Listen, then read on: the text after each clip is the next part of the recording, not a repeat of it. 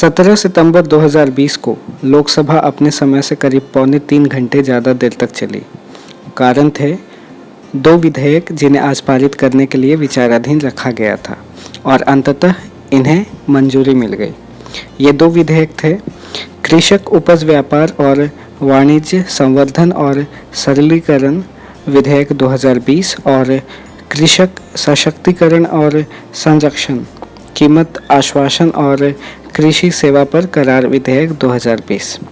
इन्हें अंग्रेजी में the farmers produce trade and commerce promotion and facilitation bill 2020 और the farmers empowerment and protection agreement on price assurance and farm services bill 2020 कहा जाता है।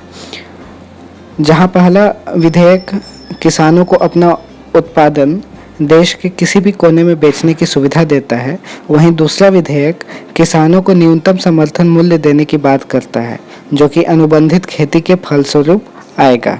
लोकसभा ने 15 सितंबर को आवश्यक वस्तु संशोधन विधेयक 2020 को मंजूरी दी थी, जिसमें अनाज, दलहन, तिलहन, खाद्य तेल, प्याज, आलू इत्यादि को आवश्यक वस्तुओं की सूची से हटाने का प्रावधान है। इन 3 विधेयकों को कुछ महीने पहले एक अध्यादेश के रूप में लागू किया गया था। सरकार इसे किसानों के फायदे के लिए एक महत्वपूर्ण कदम बता रही है। वहीं विपक्ष और यहां तक एनडीए का घटक दल शिरोमणि अकाली दल इसे कृषि क्षेत्र के निजीकरण की दिशा में ढकेलने वाला कदम बता रही है, जिससे किसानों की हालत आने वाले कुछ सालों में काफ़ी खराब होने की संभावना है। 17 सितंबर को लोकसभा में इन दोनों विधेयकों पर काफ़ी चर्चा हुई। पंजाब से कांग्रेस के सांसद रवनीत सिंह ने कॉन्ट्रैक्ट फार्मिंग, न्यूनतम सुरक्षा मूल्य, लागत मूल्य आदि में प्रभाव की आशंका जताई, जिसे बलिया से बीजेपी के सांसद वीरेंद्र सिंह ने निराधार बताया।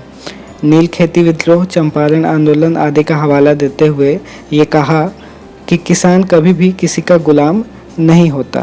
कोविड-19 के दौर में कृषि में उत्पादन बढ़ा है। इस आंकड़े को प्रस्तुत करते हुए कोल्लम से आरएसपी के सांसद एनके प्रेमचंद्रन ने किसानों के अधिकारों को सुनिश्चित करने पर बल दिया। बीजू जनता दल के अनुभव मोहंती, जो कि केंद्रपाड़ा से सांसद हैं, कोल्ड स्टोरेज, कटाई के तुरंत बाद किसे, कहां, कैसे और कितने रुपए में बेचना है, कृषि में राज्यों के अधिकार और स्टैंडिंग कमेटी के पास विस्तार से जांच और विचार के लिए जैसे बिंदुओं पर ध्यान देने की बात कही। जेडीयू के संतोष कुमार, पूर्णिया से मक्के और केले के अनुसंधान संस्थान उनके क्षेत्र में या आसपास खोलने की गुजारिश की। बीजेपी के जगदम्बिका पाल ने यह बताया कि किसानों के अनुमति के बिना कोई भी एग्रीमेंट आगे नहीं बढ़ेगा। साथ ही कृषि में नियम बनाने के लिए केंद्र के अधिकार की भी बात की।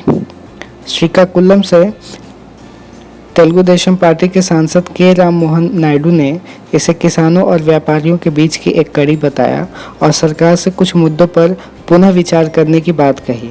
मसलन कृषि के मार्केटिंग में केंद्र सरकार के अधिकार, अपंजीकृत व्यापारी, खासकर अपने क्षेत्र की महिला मछुआरों के लिए जो घर घर जाकर अपने उत्पाद बेचती हैं, एग्रीकल्चर ट्रिब्यूनल यानी कृषि न्यायाधिकरण, कॉन्ट्रैक्ट फार्मिंग के कारण एक ही तरह के फसल को बढ़ावा और इससे होने वाले नुकसान, साथ ही साथ एमएसपी की दुविधा।